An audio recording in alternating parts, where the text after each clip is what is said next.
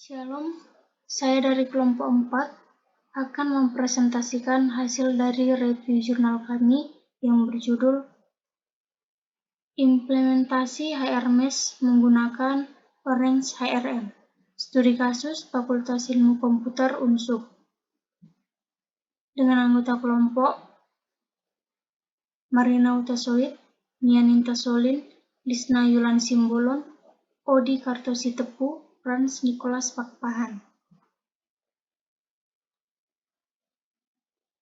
Bagan pada HRM yang pertama ada plan, acquire, develop, dan manage. Yang pertama, Human Resource Management HRM adalah proses perencanaan, pengorganisasian, pengarahan, pengawasan atas pengadaan, pengembangan, pemberian kompensasi. Berikut ada plan untuk mengidentifikasi dan mendokumentasikan roles, responsibilities, skill yang dibutuhkan.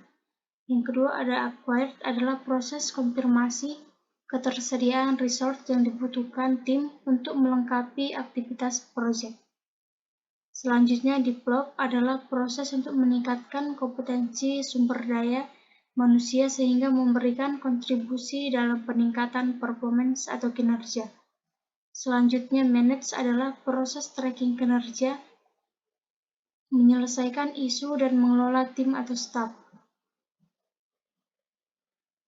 Fungsi manajemen sumber daya manusia dikelompokkan dalam 3 tipe operatif, manajerial, advisory seperti dijelaskan di bawah ini.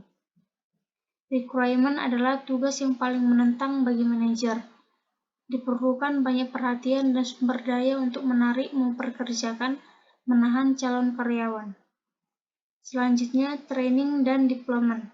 Pelatihan di tempat kerja, tanggung jawab Departemen Sumber Daya Manusia. Pelatihan lebih baru juga dapat diberikan oleh beberapa perusahaan, baik untuk karyawan maupun karyawan lama. Berikutnya ada professional development. Ini adalah fungsi yang sangat penting dalam manajemen sumber daya manusia. Fungsi ini membantu karyawan dengan peluang untuk pertumbuhan, pendidikan, pelatihan, dan manajemen.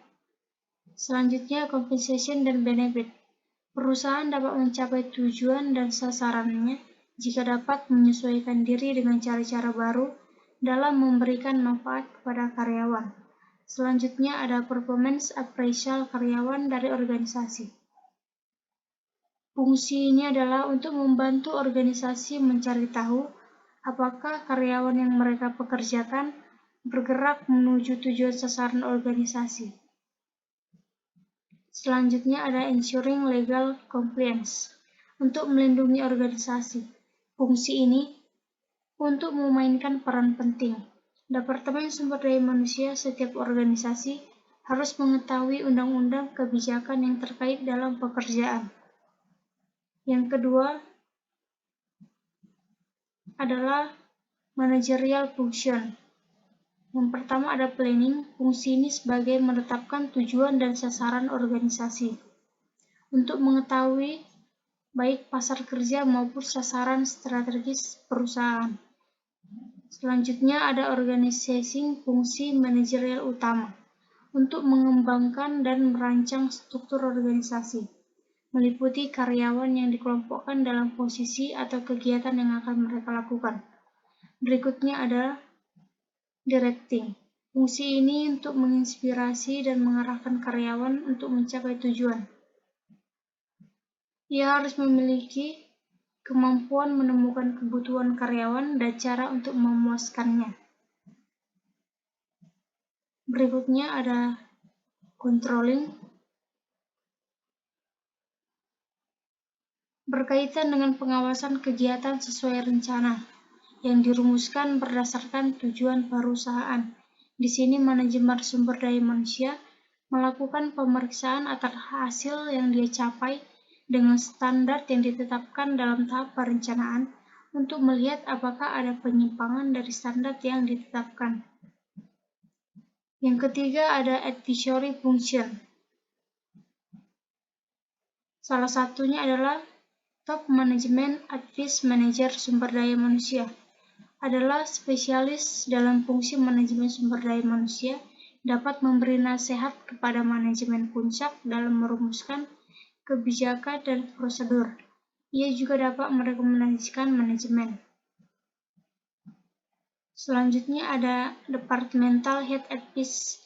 Di bawah ini fungsinya adalah menyarankan para kepala berbagai departemen tentang kebijakan yang berkaitan dengan desain pekerjaan, uraian pekerjaan, seleksi, dan penilaian.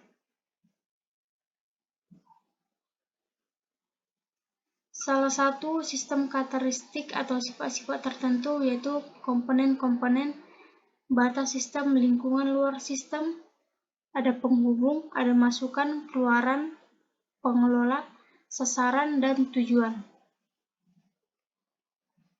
Berikut komponen sistemnya itu adalah sistem atau elemen sistem dapat berupa subsistem atau bagian dari sistem.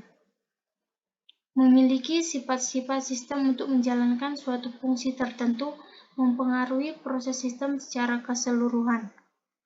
Berikutnya ada batas sistem. Batas sistem merupakan daerah yang membatasi antara satu sistem dengan yang lainnya. Batas suatu sistem menunjukkan ruang lingkup atau skop dari sistem tersebut. Berikutnya ada lingkungan luar sistem. Pada lingkungan luar sistem, apapun di luar batas dari sistem yang mempengaruhi operasi sistem dapat bersifat menguntungkan dan dapat pula merugikan. Selanjutnya ada penghubung sistem. Penghubung sistem ini media penghubung antara satu subsistem dengan subsistem lainnya. Melalui penghubung ini memungkinkan sumber daya mengalir dari satu subsistem ke subsistem lainnya. Selanjutnya ada masukan. Masukan adalah suatu energi yang dimasukkan ke dalam sistem. Bisa berupa perawatan atau maintenance input dan masukan sinyal atau signal input. Maintenance input adalah energi yang dimasukkan supaya sistem tersebut dapat beroperasi. Contohnya adalah komputer program yang dapat mengoperasikan komputer, sedangkan signal input energi yang diproses untuk mendapatkan keluaran. Contoh signal input adalah sistem komputer data yang dapat diolah menjadi informasi. Selanjutnya ada keluaran sistem. Keluaran hasil energi yang dikelola diklarifikasi menjadi keluaran yang berguna. Selanjutnya pengelolaan sistem bertugas untuk merubah masukan menjadi keluaran. Selanjutnya adalah sasaran sistem. Memiliki tujuan atau sasaran. Suatu organisasi sistem akan berguna dan berhasil apabila mencapai sasaran dan tujuannya. Berikut merupakan deskripsi.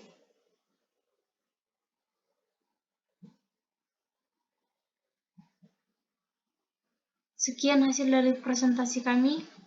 Saya ucapkan terima kasih.